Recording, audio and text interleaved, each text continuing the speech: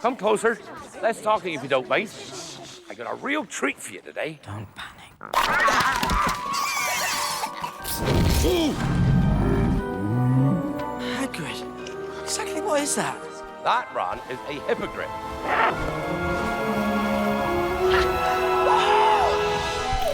You're not going mad. I can see them too. What's that? A dragon. Stop it. Dementor, Dementor! Seriously misunderstood creatures spiders are. The eyes, I reckon. Not to mention the pincers.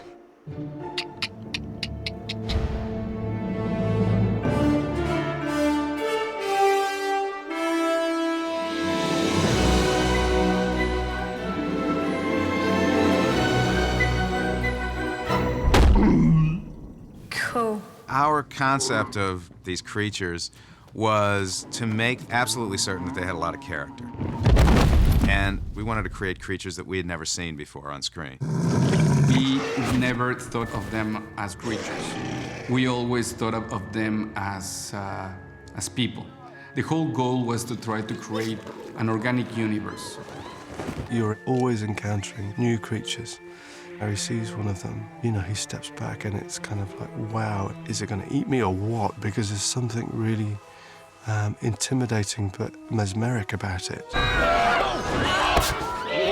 Creatures are the wild side of the magical world. They're raw, visceral part of the Harry Potter world.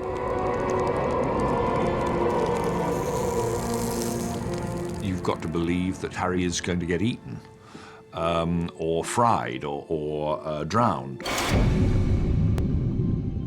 We haven't gone to a different world. There is magic in this world, but it's just that we Muggles don't see it, but it's there. You believe that these ancient creatures could be roaming the English landscape, forgotten by society and culture. There's a world of magic and creatures that lurks beyond the sight of normal people like us. I say, no underage wizards allowed in today. Shut the damn door! So rude. The primary goal is to make it believable. This has got to be grounded in reality. They're not just fantasy films, despite the fact that Harry fights dragons. I think the reason the books, first of all, and then the films have found such a wide audience is because they resonate with the personal and human story. We have to stay true to the books and then build on that and hopefully open it out. Creature design can be challenged, to say the very least. Blank sheet of paper, as intimidated as can be. For me personally, the most fun part of the job is when I start work on a creature, because you can let your imagination just run riot. You're thinking, what's it going to have to look like? What's its character? Is it good, bad, you know, intelligent, stupid? I think we all paint a picture of the creatures of Harry Potter in our minds when we read the books. And the filmmakers go to great lengths to achieve a look that is as close to the book and hopefully as close to everyone's image of that creature as possible. Welcome to the Creature Shop. We do things like producing the live-action creatures that would be required to actually be there on the set, and any prosthetic makeups, as well as supplying the visual effects department with painted models. If it's a sort of organic form, then it probably originated in here. When people go into the creature shop, they see these creatures they have never seen before, except in Harry Potter, coming to life. I mean, so much concentrated in this one place is amazing. I just think the creature department is one of the most imaginative departments that we have here at Leavesden. It's so creative what they're doing, seeing things that they've never dreamed or imagined before, and it's just breathtaking. Just amazing to touch these things. They can literally just build, make anything you want, really. It's like the hippogriff is just really cool, and like the Aragog, the big spider, which is horrible. It's sad that some of those sort of beautiful puppetry things are sort of dying out, but what I think is exciting about visual effects and where it's going now is that it allows you to put a dragon on the top roof of Hogwarts and fly them around. I always wanted to see the dragons because I remember reading Harry Potter and the Goblet of Fire. I can picture my room, my bedroom back home. I was laid there for like 4 days just reading this book. I wanted to see the dragons desperately.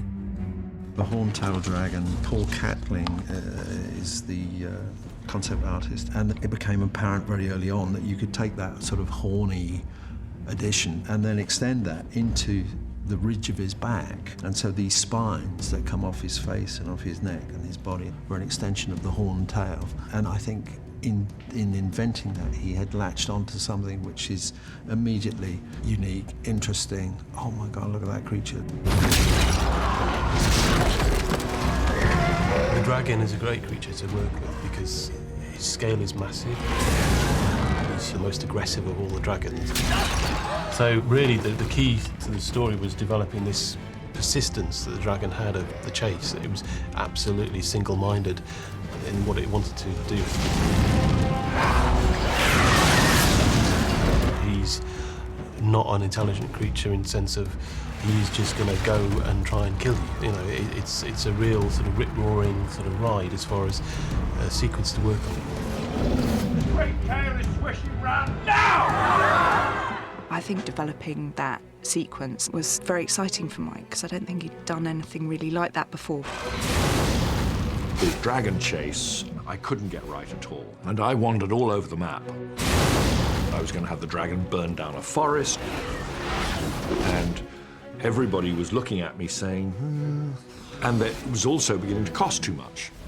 And then it was Jimmy who said, what we're going to do is we're going to have this dragon chase. The dragon is going to go skidding round, and he's going to grab onto roofs, and he delivered this brilliant sequence, which was his invention. The dragon sequence had to just be something a little bit bigger than what was written in the book, and so when we came up with the sequence of flying around Hogwarts, it really put the pressure on us because we really wanted to up the ante, basically. I saw this quivering character that's hung to the edge of the castle like a bat, and you thought, yeah, that's a lovely detail. You believe this dragon is something that's come from the real world, and that makes it even more stunning. The most important thing was to get across to the audience that Harry was in danger. It wasn't Harry Potter's world, so he had to rise to the task in order to survive. With the dragon, some of the looks that you see of peril are genuine.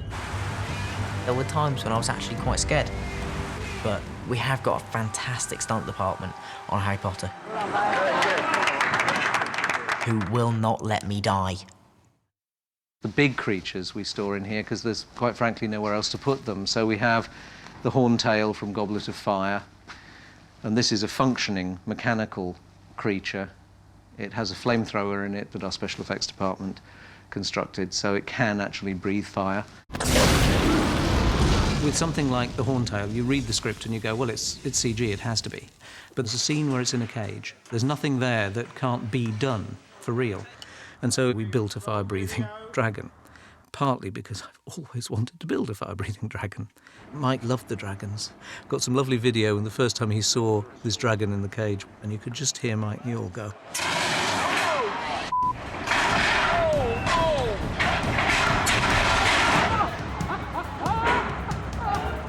He was like a kid in a sweet shop. Save the ride. You're still looking at the spiders, and then I'll say paradigm. The first shot we did in the Spider's Hollow, me and Rupert, we were just going to go over their sledge, and we got over there, and there's a 4-ton mechanical spider waiting for us on the other side. And it's got these amazing pincers things. Ah, it's really creepy. I think not. Aragog worked wonderfully in the book, but it was the one creature in both books that we were all really sort of terrified about designing, because a talking spider gets into a cheesy territory. Who is it? So we worked long and hard with our conceptual artists in designing a spider that felt incredibly old, yet a spider that we knew we could keep in the shadows a little bit. I thought that if we were in a brightly lit situation, we would be dead in the water because the audience would be laughing at this talking spider. Hagrid, is that you? I did some illustrations of Aragog. He was based, I think, on a wolf spider. And once you scale up a wolf spider, they're pretty scary-looking creatures. I always thought he should have had white eyes because he's blind. You're Aragog, aren't you? Yes. In the movie, you see Aragog climb out of his hole and deliver dialogue, and that was all real, that's not digital. It was a complete mechanical beast. They made an exact replica of what a spider would look like, right down to the hairs and the legs. And the mouth is one of the most repulsive things you've ever seen in your lives. It's just about your worst nightmare come true. Dan was just going, that's really horrible, I don't like being near it. And Rupert absolutely freaked. And you think, people are not reacting to it with the fear of being near a large mechanical thing. It triggered the same responses that spiders trigger. I'm really scared of spiders, so I didn't know really what to expect. But when I saw Aragog, it was really scary because it was massive. Goodbye, friend of Hagrid. Can we panic now? It really did make me feel uneasy. I didn't really like looking at it at all. We saw that scene in the cinema. They kind of added visual effects, all these kind of moving ones on the ground, and it was that I just couldn't. I still can't watch that scene. It's absolutely terrifying. Let's match the power of Lord Voldemort against the famous Harry Potter. The basilisk is one of the most terrifying magical beasts that we've ever encountered in these films.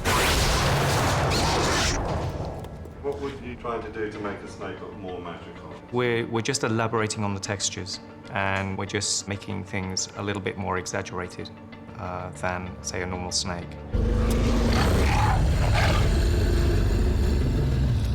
Take it up as far as it'll go, and then give it some left and right. On number 2, the basilisk, we built the first 25 feet so that we could put it on a massive ram and put it on tracks, and we could really run it at Dan. I was concerned about building the real basilisk. I felt that a gigantic snake needed to be mostly CGI.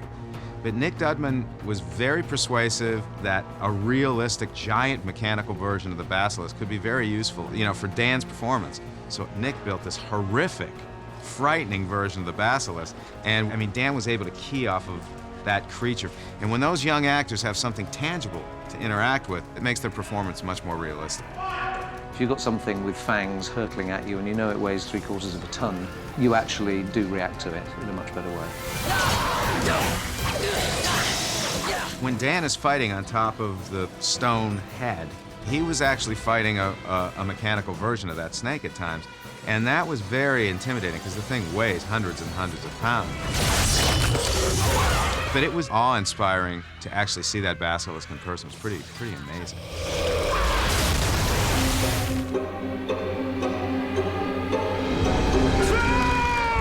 In the dungeon! So what do you want to know? First thing you think about a troll is, okay, a troll is frightening, it's scary, it's horrifying. But the thing I loved about Joe's writing is that Joe created a troll that was kind of stupid, dumb, almost like some of those Warner Brothers cartoon characters that I grew up loving. It wasn't the most intelligent creature, was it? The troll was about 15 foot tall or something and with a brain the size of a peanut. We wanted to create a troll that would be comedic as well as frightening. So if this troll killed you, it killed you because of its immensely dumb fury. The original American edition, it had little illustrations in them, and the troll had spiky legs. I remember I kept on leaving it out because I couldn't make sense of it. And then Chris Columbus kept on insisting, can we have those spiky legs? So it was like, okay, so how do we make this practical? In the end, it was, just imagine they were very long warts that were on his legs. That troll was built. There was a full-grown troll lying on that bathroom floor for the kids to interact with. Troll bogies. Trolls then didn't appear until we were discussing on Half-Blood Prince. They were going to do a sequence where trolls ballet dance. And so we actually built 2 troll suits that were designed so that you could do ballet in them. When you look at the design of a troll, it's insane. You know, I mean, complete lummoxing things. It was completely hysterical. The whole department were just falling about.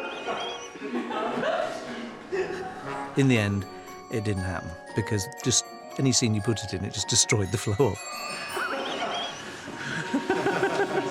When the pixies move like this, they shoot across the room and then shoot somewhere else. So what I need you guys to do is be looking all around the room and freaking out. I remember in the second film, there's a scene in Gilderoy Lockhart's classroom where there are these little pixies. No harm can befall you whilst I am here.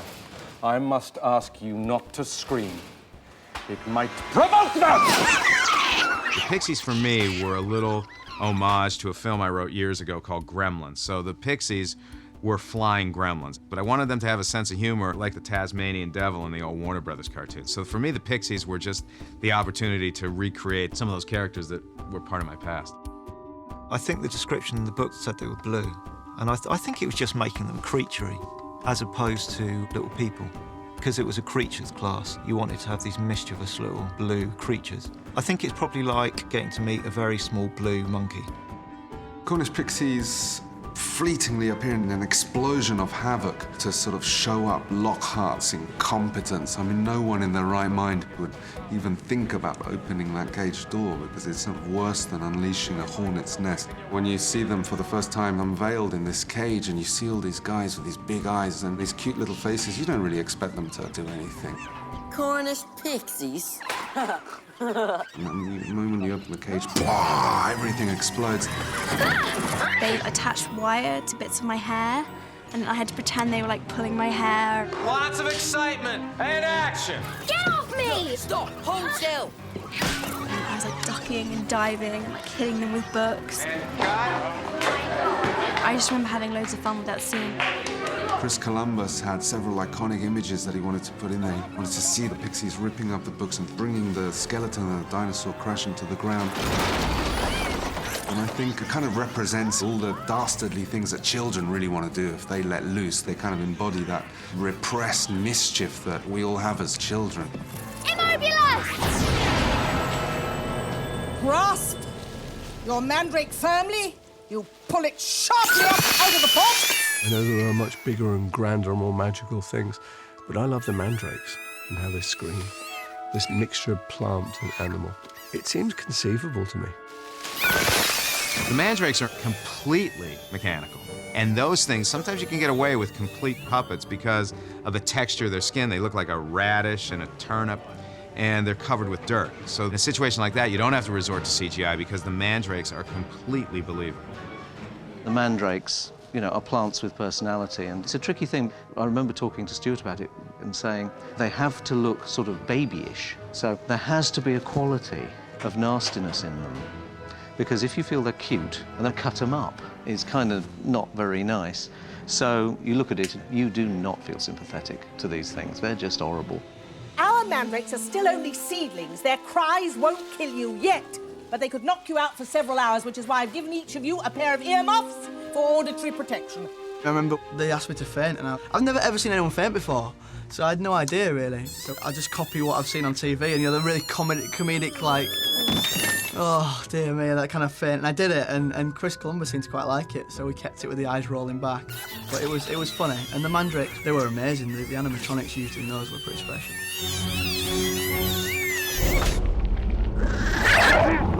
With the Gryffindors, I had two stuntmen in blue suits on either side of me. Grab him! Look up, Dan! Each of them would grab one of my legs and just sort of pull me to and fro. So that was quite exciting.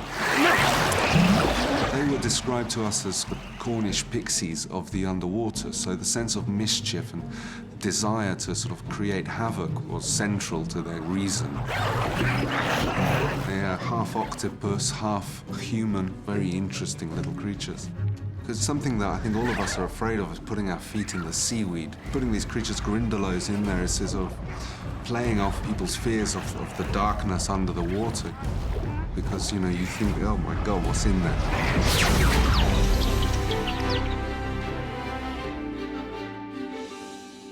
The hippogriff is a kind of half horse, half eagle creature.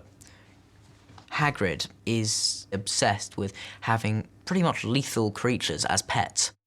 The creature, the hippogriff, exists in folklore and in mythology, so that's not my creation. But I really thought hard about this because it could have been an absurdity, and indeed it really could have been in the film as well. The hippogriff scared me because I thought, how are you going to bring this to the screen? It's just an odd combination of animal elements.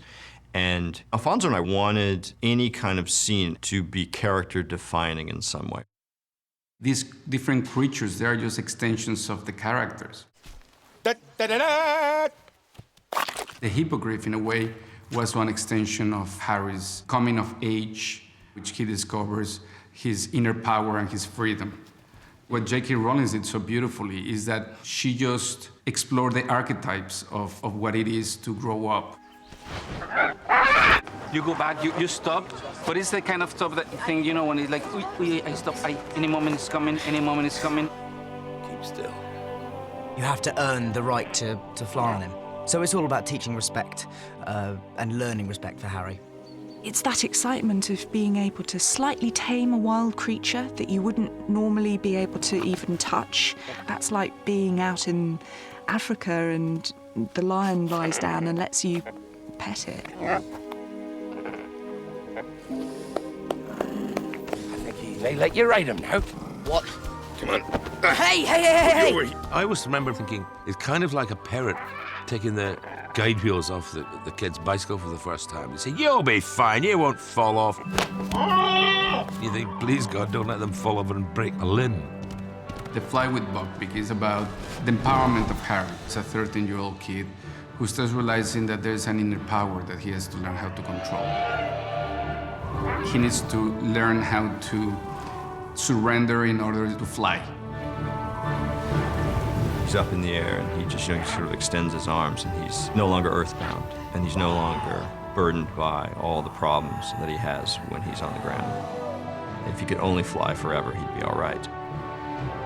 He represents a certain wildness, and I had a real sense that he was real. The way he moved, everything about him I just loved. We want to do an animal that it's an animal. You know, it's nothing fancy. It happens to be very gracious when he's flying, very clumsy when he's walking, and sloppy. I remember one of our favorite designs, actually we discarded because it was too regal, it was too precious. Yeah, this is still work in progress because that is too playful, too light. Alfonso is very fluid in the way he works, which means it's very difficult to tie designs down.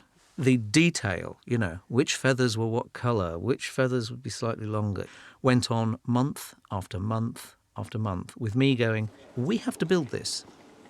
And I mean, I actually really enjoyed working with Alfonso, but it was a real battle because Alfonso never really wanted that design process to end.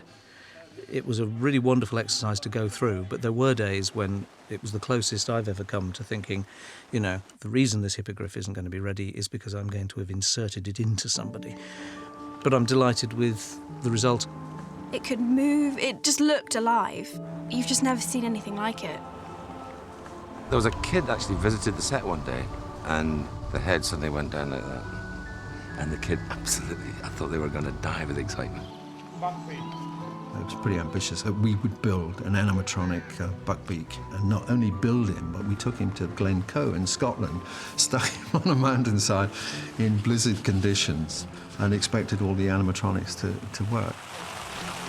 It was a challenge, to say the very least.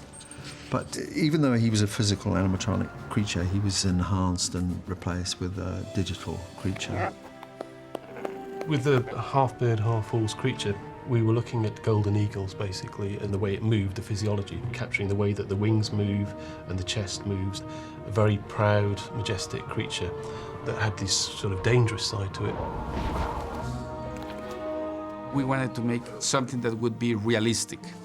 I mean, it's so realistic that if people watch carefully, Buckbeak actually poos, you know, but it's not a big deal. It's just like, as a matter of fact, thing that Buckbeak does.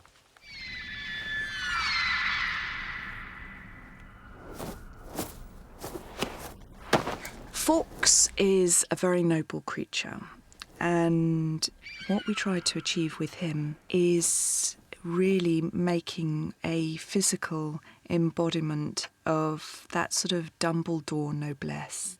He's one of those creatures who is essentially wild, who has, out of respect for that particular human, deigned to be their familiar.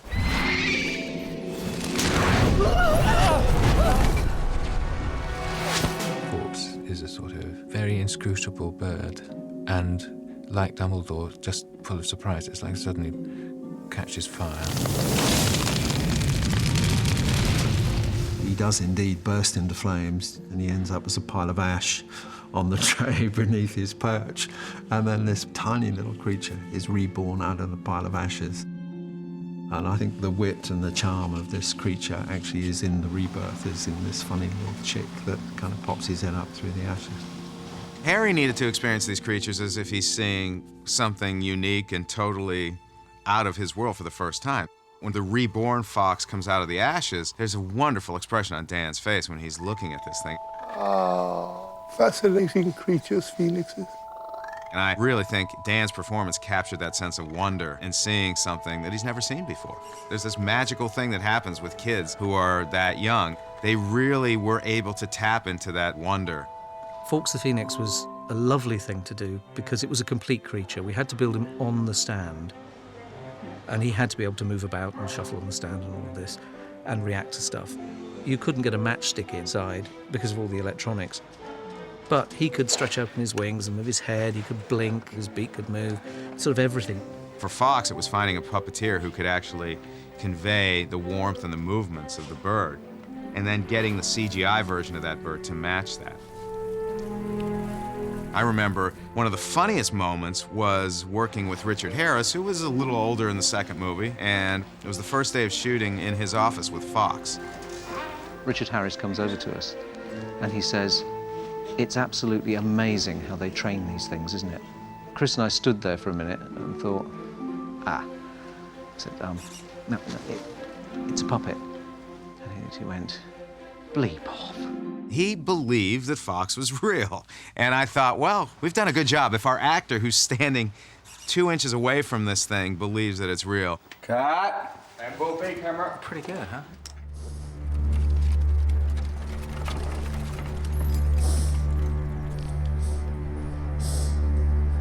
What is it? Thestrals are sort of inextricably linked with death, and so they're quite a morbid thing, but there's something rather beautiful about them as well. You're not going mad. I can see them too. I always see Thestrals as sort of like the character of Edward Scissorhands because they're really strange looking, they're really creepy, and you probably wouldn't go near them because they're so skeletal and black and just alarming. But when you're nice to them, they're really gentle, they're really loyal. And I think they're misunderstood, like a lot of creatures are. There was something haunting and mysterious about them, something other. And at that point in the story, Harry had lost his parents, so they reflected an experience that was becoming a regular occurrence for him. But why can't the others see them? They can only be seen by people who've seen death. Jo knows her mythology, and she twists it in her own brilliant way. The Thestrals were a brilliant personification of death. There's something strong and frightening, winged death flying, this sort of skeletal figure. And yet there's something kind of romantic, kind of fatalistic way, and I think it taps into something really deep and unconscious. We spent a lot of time developing the character of the Thestrals themselves. We really had to get inside the head of these creatures. They do represent death, and we intended them to look quite almost grotesque in a way, but we didn't want to make them scary in a gratuitous way. They had to be regal as well. They had to be very serene and have a soul. I think that was important, that you had to feel these characters had a soul. Especially for David Yates, that the relationship that we were going to develop between Luna and Harry and the Thestrals was very important. They're quite gentle, really, but people avoid them because they're a bit different. That relationship between Luna and Harry is really special. She's another outsider, but Luna's sort of made a friend of death, but she's accepted this as a fact of life. J.K. Rowling, she said to me once, Luna's the most adjusted to death in the whole series. And I was saying even more than Dumbledore, and she said, yeah, definitely. It was that juxtaposition of seeing Luna, this small, timid, defenseless little girl, with this great big beast, to understand that these things are not dangerous and they're not frightening, but actually Luna shows that they are very, very beautiful creatures. Luna's very wise because she's not afraid of death. She's able to stare it in the face and talk about it. That helps Harry a lot.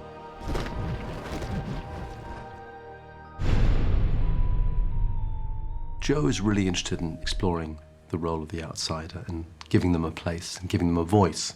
Ron, Harry, Hermione, in their own way, are outsiders, and creatures that she's created are part of this world. Some have been ostracized. Some people respect them. And there's a big divide in the world between those that respect those creatures and those that don't. Hello. I think Dobby the house elf will steal all the scenes he's in. Dobby? I'll deal with you later. If I'd realised he was going to be such an upstager, I might have gone a bit bigger. Dobby, shush, I'm sorry. I didn't mean to offend you or anything.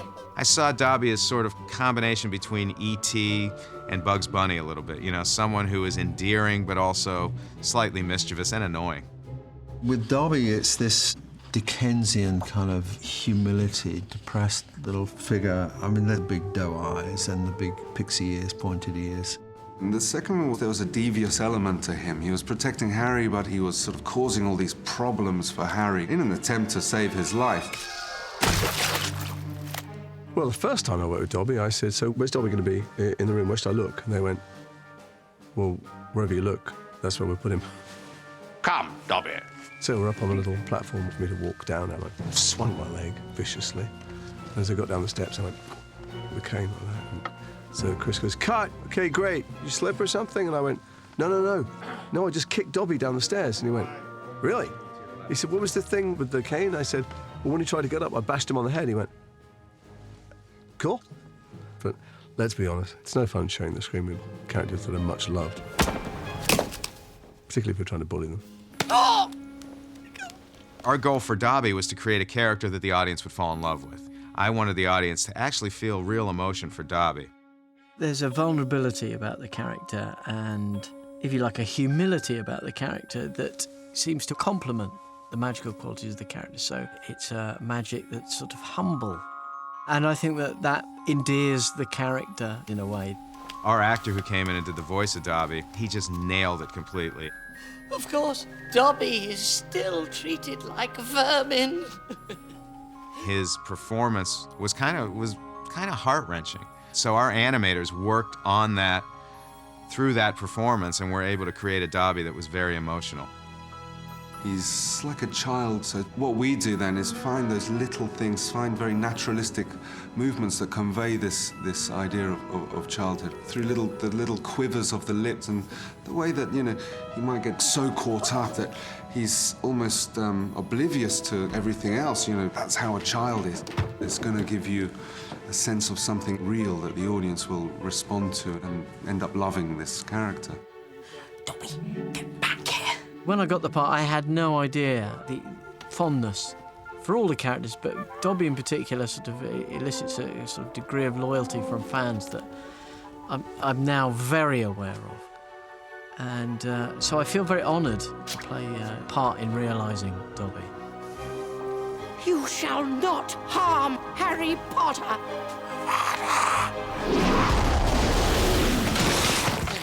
It's odd when kids come to the set, Dobby's one of the first people they want to meet.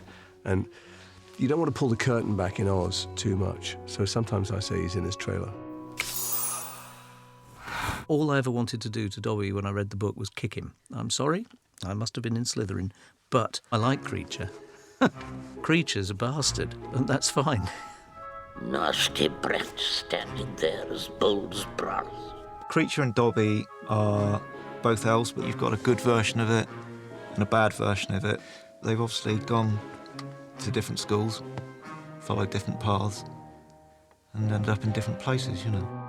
Rob listed some lovely stuff, and he did a little head, you know, it was just a little, quick little head, but he captured it, you know, it was like, yes, yeah, bastard. He's not as wide-eyed and youthful as Dobby. He doesn't have that sort of inspiration. Creature, really, he doesn't care about anything, and it shows through his body, his face, his wrinkled into this scowl that is fixed on his face. His body is crooked, and I feel like he's in a lot of pain. And that's what gives him his bad nature. But perhaps, you know, that's not who he always was. He's had a history that has made him into this very twisted, gnarly character. Harry Potter, the boy who stopped the Dark Lord, friend of mudbloods and blood traitors alike. I think Creature's bitter about his lot in life. But also, I think that he's a nice person waiting to happen. Creature lives to serve the noble house of Black.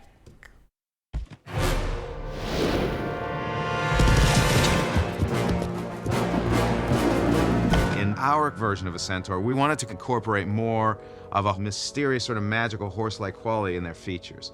We were actually able to create a much more malevolent, much more frightening, much more powerful centaur by giving the centaur these horse-like features and finding a voice that was extremely powerful for that centaur. You're safe now.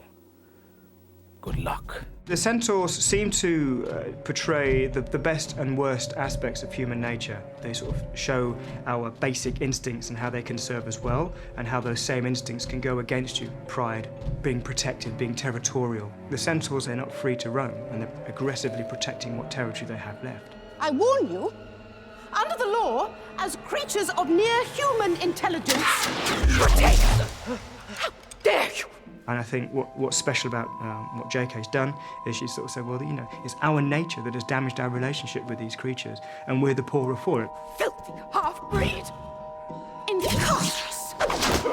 To be called a filthy half-breed negates your heritage and your history. So there's that idea of wounding from the past.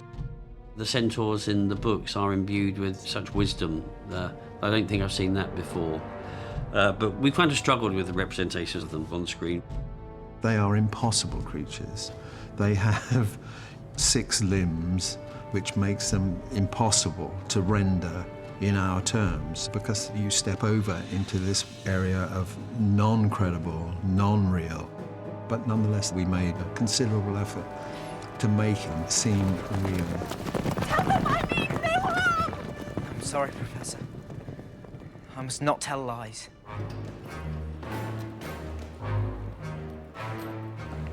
Hagrid, what exactly are these things?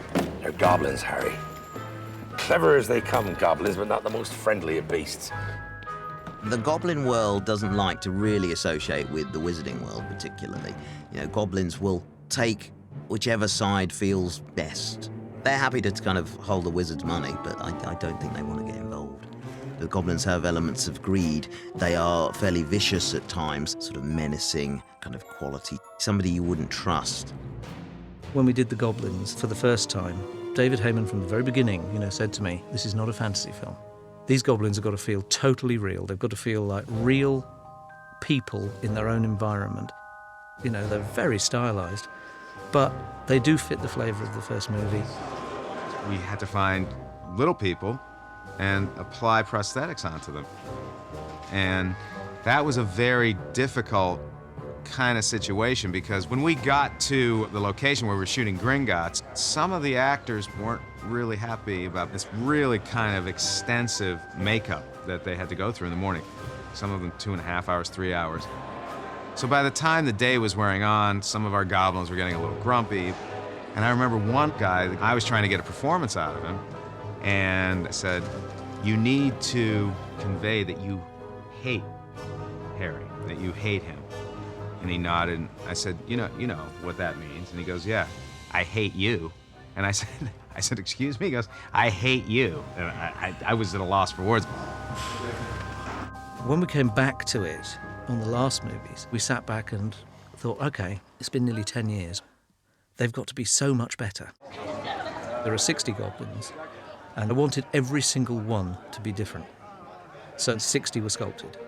It's a team effort. It's the person who originally drew the concept art. It's the person who then took that and sculpted the clay and created the shape. It's the person that then paints that makeup. Creator. And then applies it to the face. Yeah. There's a huge amount of people involved. Characters are multi-layered things, so you need to sort of put that in, even if it's completely artificial. Saying, this is the grumpy one, you know, I think this one doesn't like that one. This one can't sit down easily. Let's give him a bit of an Elvis, or, you know, let's have a bit of a comb over. There's no logic to it, but that can drive a sculpt. I don't think anyone's ever done anything like this in Britain before, on this scale. Yeah.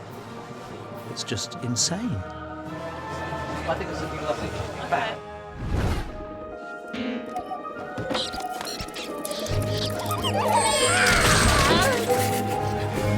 Peter Pettigrew is a man who's been a rat for the last 13 years. And so he has to behave still like a rat. He had 12 years as a rat. You know, it's going to rub off, isn't it? In your habit, it wouldn't make you very clean in your habits, would it? Haven't I been a good friend, a good pet? You won't let them give me to the Dementors, will you? I was your rat. Tim went for it. Let's do the ears a little pointier, and let's have hair in the ears, and let's have a lot of hair coming out of your nose, and let's add like 2 big teeth in the front.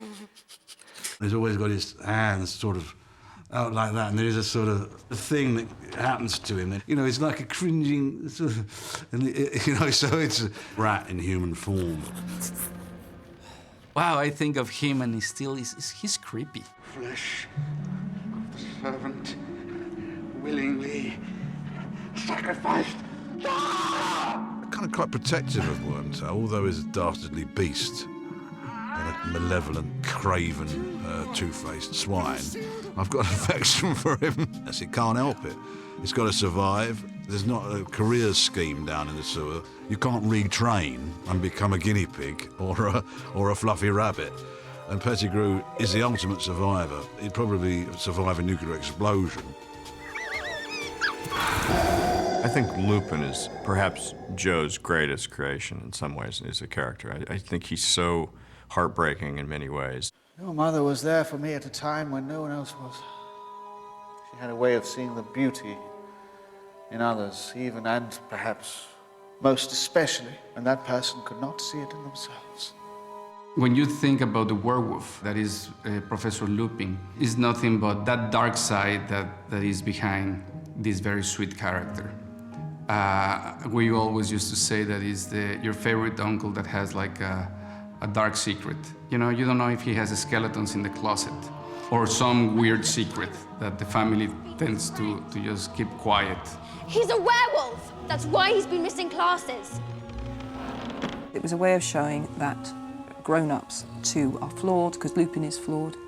He's not completely honest about what he is.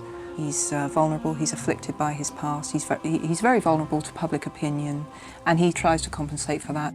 You know the man you truly are, Remus. This flesh is only flesh. This heart is where you truly live. There's no real point in playing Lupin overtly as a werewolf that there will be anything that his character that shows. I mean, physically he's scratched, and of course then there's the transformation, which there's a lot to think about then.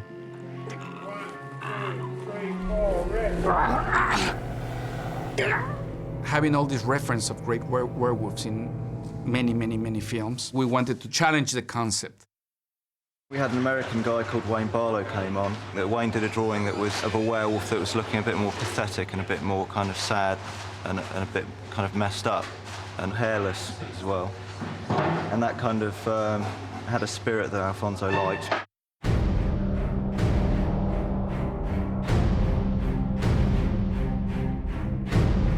We did build a werewolf suit.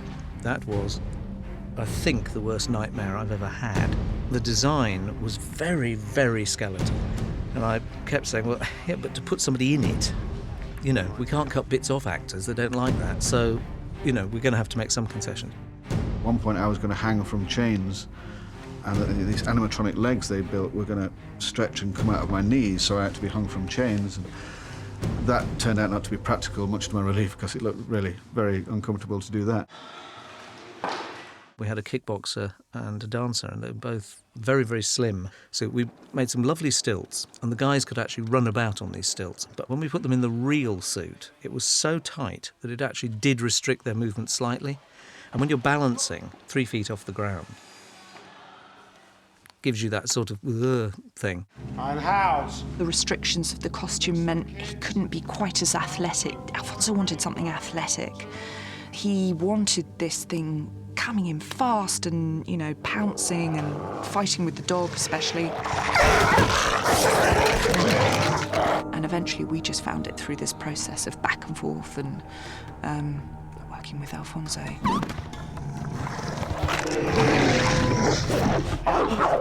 When I think werewolf, I think American Werewolf in London, which is one of my favourite films. But this was scarier because it looks human gone wrong. And that's, I think, always more frightening than a monster. It's got that creepy, spindly, slightly naked look, but it's a beast and it's dangerous.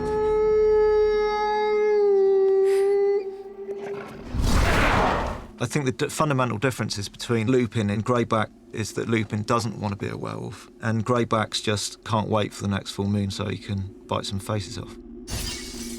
But also Greyback is stuck between being a werewolf and a human. I started off looking as a man when I was first infected, but I've changed so many times, and every time I change, I retain a little bit of wolf in me, and so I'm becoming more and more of a wolf.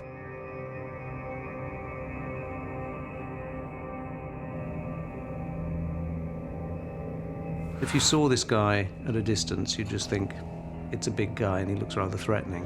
You know, the minute you come here, he's like the lamb and you're the wolf. And I'm just looking for an opportunity to get... Yeah. And it's only when you get really close to him that you would make a connection as to what's happening here. He's taken on wolf-like characteristics.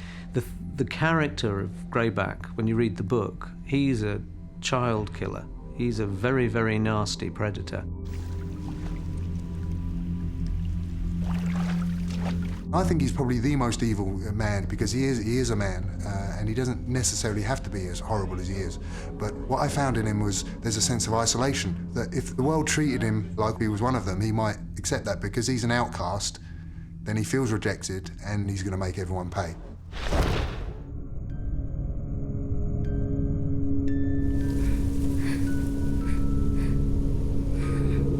I think that the dark creatures are the fear. They do represent our darkest fears. She's maybe latched onto creatures that are naturally scary, such as werewolves and giant spiders and things. But I think the most interesting creatures are the ones that she's completely created herself, such as Dementors.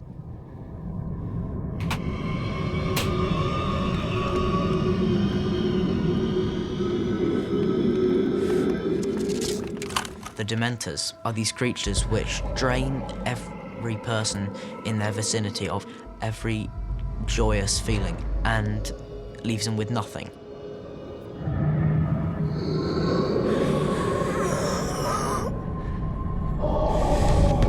I had a nightmare when I was in my teens in which I saw hooded gliding figures, and that image haunted me.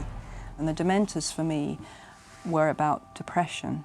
And I joined the two. When I was looking for something, I thought that's what they would be like. And then I had to decide what was under the hood. What is the final consequence of very, very severe depression, where you exist without hope? I had to make that visual, so I described the eyeless face, you know, with just the gaping, sucking mouth.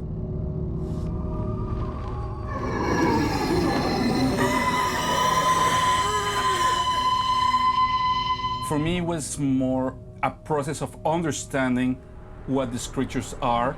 This is not a monster that's going to come and attack you and rip you into pieces. It's something way more abstract. I remember one point, I think, with Alfonso, when he was going on about loads of eyes, there was something, he had this big thing about the Dementors and lots of eyes. Remember, there was the storyboards of Dementors approaching the train. A week later, I just started hearing rumors that everybody was so proud to be working with a genius. And they would say, wow, your surreal imagery is amazing. Until I see the storyboards, and there's water. And the water transforms into ice. I didn't know how to tell them that I meant ice like frozen water. Because I was already a genius. It was a difficult one because essentially it was a big load of cloth. It was like I personally couldn't find a way of drawing that.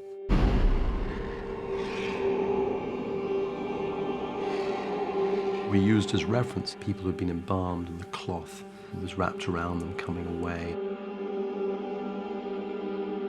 We even bring this puppeteer from San Francisco, and we did tests like for 10 days of puppeteering underwater that then we would shoot backwards to create like the whole eerie effect.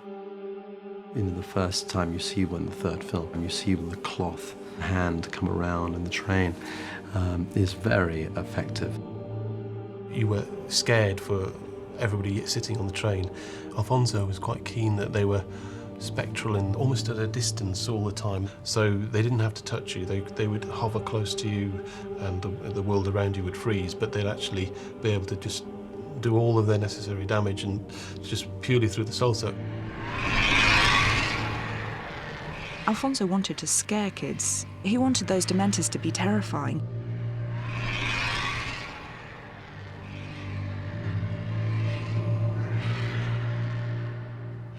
Because it's not a happy world all the time. Harry Potter is a dangerous world. You're dying. Both of you. We want to tap into that darkness, and Alfonso did that.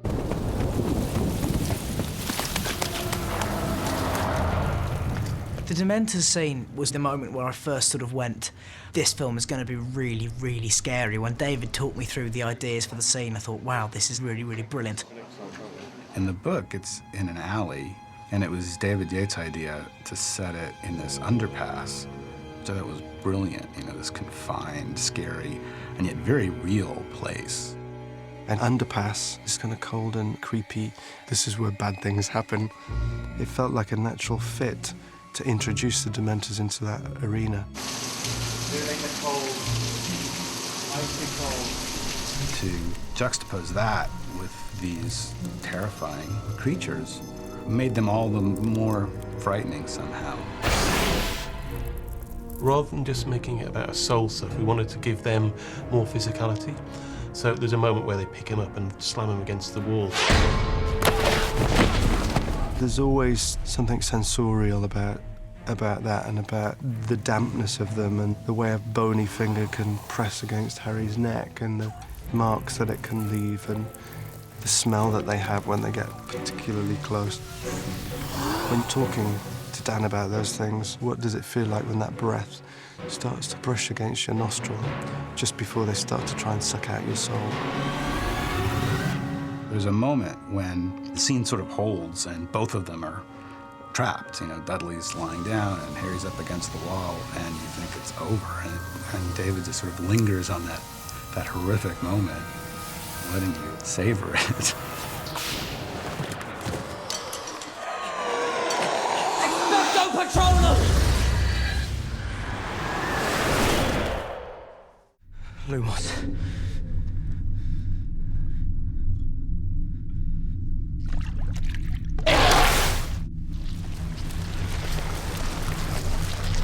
The Inferi are the living dead. We didn't want them to be your classic zombie, but we imbued them with a melancholy, a sadness, and a humanity. All humanity that's been taken away. I saw some of the early concept drawings in Creature Effects. They're nasty, they're horrible, like, rotting corpses. They push very hard for them to be scary. Beyond that, I did just think if I had been kept underwater for 20 years, I'd come up looking white and skinny. It was really important that you almost felt sorry for these people because they're ultimately the victims of Voldemort. They're not there out of choice. So we wanted to try and tap into a human-looking skeletal form, but that was more dead-looking, if you like. My chief sculptor, Julian Murray, spent months sculpting Inferi. It's really tricky. You know, you read it and they're all horrible and skeletal, ghastly things. It was, yes, they're creeping me out, but are they creeping me out for the right reason? We're making a kids' movie here. We're not making an indictment of human cruelty. the same time, it was important. We created a pretty scary sequence. When Harry falls under the water, we really wanted to develop the whole extent of how vast this world of Inferi were.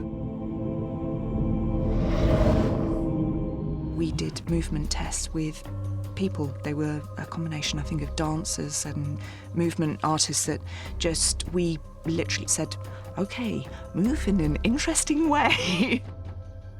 They're dead souls. But we wanted something off and weird about them. At one time we had these conjoined Inferi, the idea that these bodies had been under the water for so long that they actually had fused together and become like coral. Just the idea that these creatures could become multi-limbed, multi-headed bodies. It was an interesting stage to go through to really try and develop these things. But we ended up with something that was more realistic looking. I think that's probably the most scary thing in a way.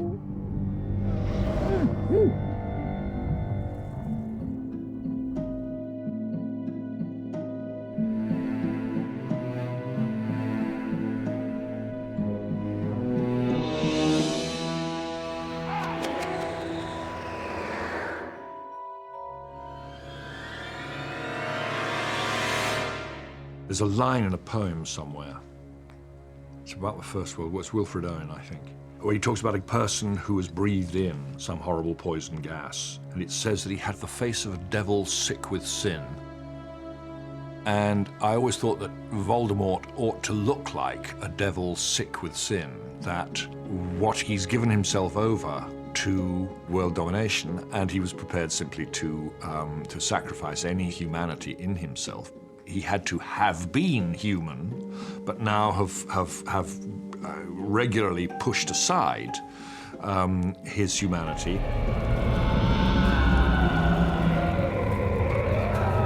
Voldemort was a combination of baby and somebody who's so critically disabled, lost all its power, all its strength, all its vitality. I think the attitude of the feet and the toes and of the hands are absolutely inspired, you know.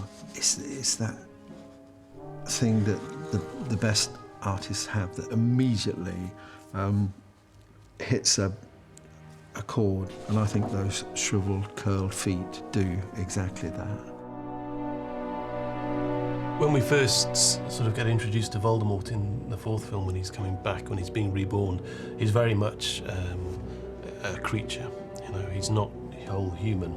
And we see the birth of him.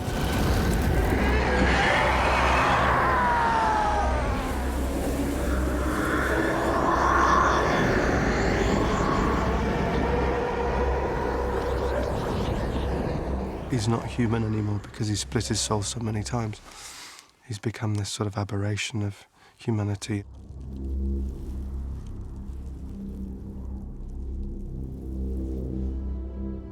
He is, you know, a complete, unreserved animal side of human nature. And when he's reborn, he really is this sort of out-of-control force of nature. I think Voldemort becomes more of a creature and less human as the story goes on. In Order of the Phoenix, I always thought of him as a person. I always wanted to imagine, as unpleasant as it was, what the world looked like through those eyes.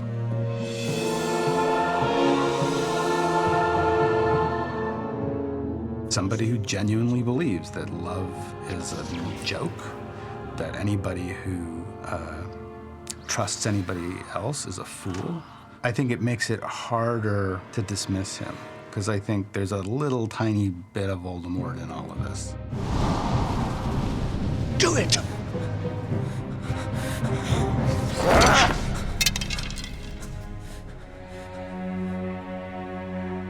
So weak. I wanted Harry to have that moment of pity, if not compassion, pity. You'll never know love or friendship. And I feel sorry for you. To me, there's something tragic about him. At some point, he was just a little kid who got abandoned on a doorstep.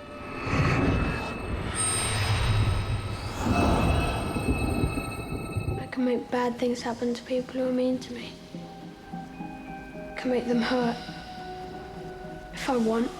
When I saw my nephew, Hero, who played the young Tom Riddle, Voldemort, he has such a wonderful quality of a boy's loneliness because the world has rejected him, which is the beginning of a sort of rage against the world. When I'm like you, Tom,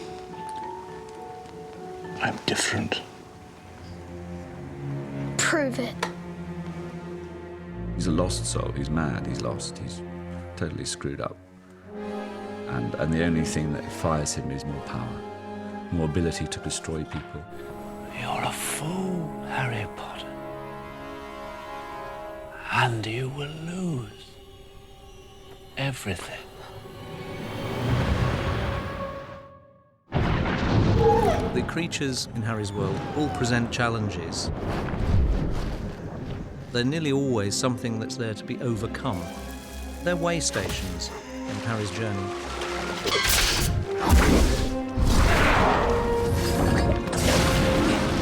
I think the creatures are about that myth of slaying the dragon. It is controlling the uncontrollable or destroying the undestroyable.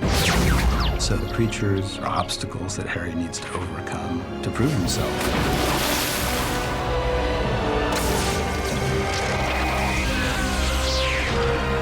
I think he's learning throughout all of the stories that we are defined by actions, not what we say, but what we do. Dobby is free. Harry is the sort of character that learns from all of the creatures. Harry learns respect and grace under pressure. Don't you turn your back on me! And the nature of true courage. You'll be okay, Harry. You're a great wizard. You really are. Expecto Patronum!